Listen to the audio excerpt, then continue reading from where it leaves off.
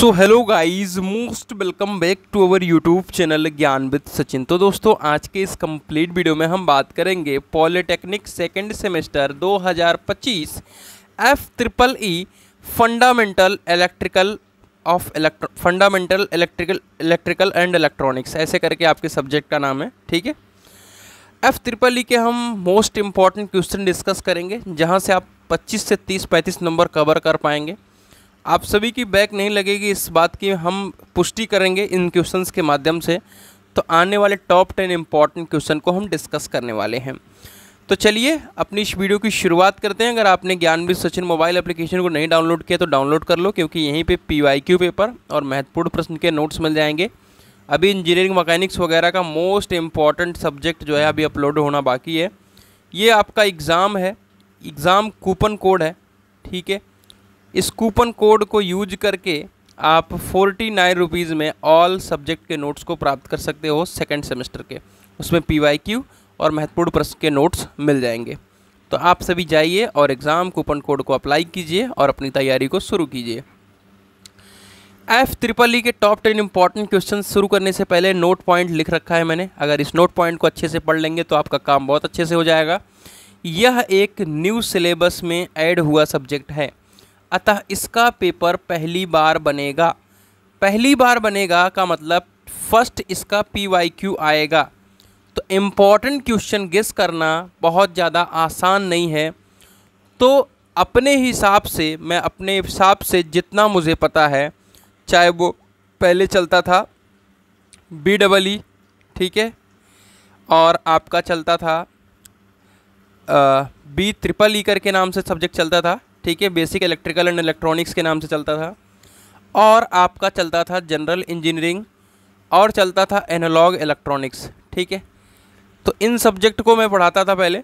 तो उसके बेसिस पे मुझे जो इम्पोर्टेंट क्वेश्चन लगता है मैं आप सभी के साथ शेयर करता हूँ और बताऊँगा, और उसमें भी बहुत सारे ट्रिक्स आप सभी को बताने वाला हूँ। तो उन चीज़ों को समझिएगा, आप सभी के लिए ज़्यादा हेल्पफुल होगा। फिर से मैं बता देता हूँ कि नया सब्जेक्ट में ऐड हुआ है, तो मैं 100% कोई सा भी श्योर नहीं हूँ कि यही क्वेश्चन आ जाएगा। जिस तरीके से अभी मैं 6 सेमेस्टर मैकेनिकल की बात करें या 4 सेमेस्टर की बात करें, तो लगभग क्वेश्चंस मैं बता देता हूँ कि वही क्वेश्चंस आने वाले हैं आप सभी के एग्ज़ाम में। ठीक है, तो इस तरीके से आप सभी को इसके क्वेश्चंस तो मैं बता रहा हूँ, लेकिन इन चीज़ों की आप कह सकते हैं कि प्रैक्टिस ज़्यादा करेंगे, ज़्यादा से ज़्यादा बेहतर होगा। अगर मैं फर्स्ट चैप्टर की बात करूं तो वो आपका अप्लाइड फिजिक्स सेकंड। ठीक है, अप्लाइड फिजिक्स सेकंड है, कट कॉपी पेस्ट है, कट कॉपी है पूरा एकदम। कैसे?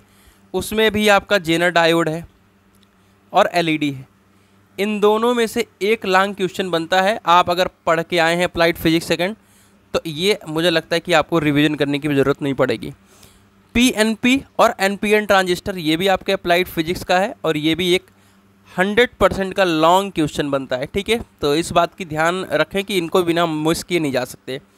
मैं बताऊं कि FET वर्सेज MOSFET, ठीक है, जो एनालॉग हुआ करता था, एनालॉग, वहाँ पे ये सब्जेक्ट हुआ करता था और वहाँ पर ये 100% पूछा जाता था। तो मुझे उम्मीद है कि FET और MOSFET दोनों आप सभी से, या तो आप सभी से अंतर पूछ लिया जाएगा, या तो दोनों के बारे में डिस्क्राइब करने के बारे में पूछेगा। तो डेफिनेटली इस चीज़ को पढ़ के रखें, मुझे पूरी उम्मीद है कि ये क्वेश्चन आने वाला है।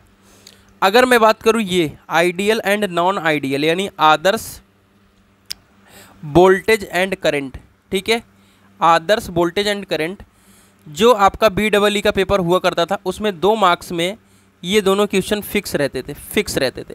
कभी आदर्श वोल्टेज पूछता था, कभी आदर्श करंट पूछता था, यानी ideal voltage ideal current, non ideal voltage non ideal current, 2 marks में फिक्स रहता था।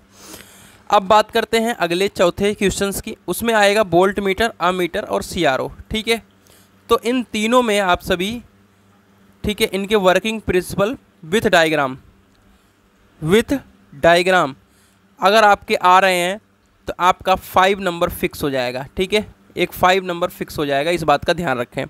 फैराडे लॉ और लेंज का लॉ अप्लाइड फिजिक्स सेकंड में आपने पढ़ के आ रहे हैं। ठीक है, तो इस बात का ध्यान रखें। KCL KVL, देखिए अप्लाइड फिजिक्स सेकंड में क्या हुआ कि ये और ये दोनों आ चुका है। तो पूरी उम्मीद मैं आप सभी से यही करूंगा कि KCL और KVL 101% आना ही आना है, ठीक है, क्योंकि यहाँ पे दोनों में आ चुका है, ठीक है। इसी तरीके से क्वेश्चन एनालिसिस किया जाता है जो आप सभी के साथ में शेयर करता रहता हूँ।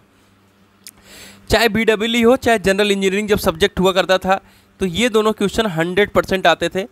कभी कभी न्यूमेरिकल आता था और कभी कभी क्या होता था, थ्योरी आता था, ठीक है। थ्योरी तो आप पढ़ लेना, न्यूमेरिकल आता है तो अलग बात है क्योंकि उसकी प्रैक्टिस होनी चाहिए। थ्योरी तो कम से कम आपको इसकी आनी चाहिए, स्टार और डेल्टा कनेक्शन की। जब जनरल इंजीनियरिंग हुआ करता था वहाँ पर भी RLC सीरीज ज़्यादा से ज़्यादा पूछा जाता था, RL सीरीज और RLC सीरीज, तो इन दोनों को ज़रूर पढ़ लेना। अब ये जो दोनों तीन क्वेश्चंस आप सभी को दिख रहे हैं, ठीक है, ये जो क्वेश्चंस आप सभी को दिख रहे हैं इससे आपका 10 मार्क्स फिक्स है, 10 मार्क्स फिक्स है। मैं श्योर हूँ कि 10 मार्क्स फिक्स है आप सभी का। जिसको पास होना है पहले यही चैप्टर शुरू करे, कुछ नहीं पढ़ना है, सिंगल फेज ट्रांसफार्मर और ऑटो ट्रांसफार्मर, ठीक है, इसकी वर्किंग पढ़ेगा, सिंगल और 3 फेज इंडक्शन मोटर की वर्किंग, ठीक है। 3 क्वेश्चन बनेंगे जिसमें से आपको 2 करने होंगे, तो डेफिनेटली इन तीनों क्वेश्चंस को आप पढ़ लेना, आपका काम हो जाएगा। तो ये था एक छोटा सा वीडियो किसके ऊपर, FEEE के ऊपर, जो मैं आप सभी के साथ शेयर किया हूँ कि आप सभी के लिए क्या क्या ज़्यादा इंपॉर्टेंट है। तो चलिए मिलते हैं एक नई इन्फॉर्मेटिव वीडियो के साथ, तब तक के लिए bye bye, take care, love you all.